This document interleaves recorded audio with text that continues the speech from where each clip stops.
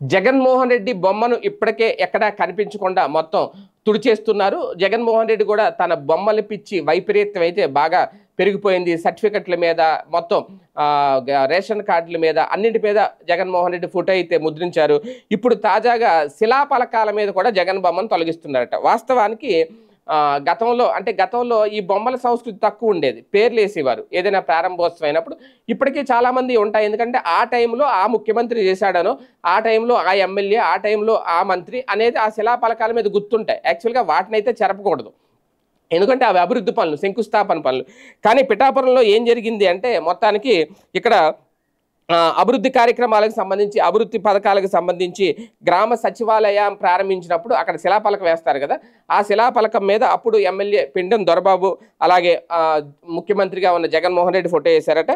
అయితే జగన్మోహన్ రెడ్డి ఫోటోని అయితే మొత్తం చెరిపేశారు. దాన్ని అంటే శిలాఫలకం మీద చెక్కిన ఫోటోనే వీళ్ళు మొత్తం చెక్కేశారు. ఇప్పుడు అది బాగా సోషల్ మీడియాలో వైరల్ అవుతుంది. అంటే జగన్ అసలు గుర్తుండకూడదు జనాలకి, జగన్ పథకాలు కూడా గుర్తించకూడదు అనేది. ఇప్పటికే వాలంటీర్ వ్యవస్థ అనేది కంప్లీట్గా నిర్వీర్యం అయిపోయింది. అలాగే సచివాలయాలు కూడా పేరుకే ఉన్నాయి. సచివాలయ ఉద్యోగులకు ఇప్పుడు చాలా వరకు అధికారాలు కట్ చేసేశారు. వాళ్ళను సర్వేలకనో లేదంటే మనమిత్ర యాప్ ఇంటింటికి వెళ్ళి ఇన్స్టాల్ చేయండి అనో, నెలలో 1వ తేదీన పింఛన్లు ఇవ్వండి అనో వీటికి మాత్రమే వాడుతున్నారు.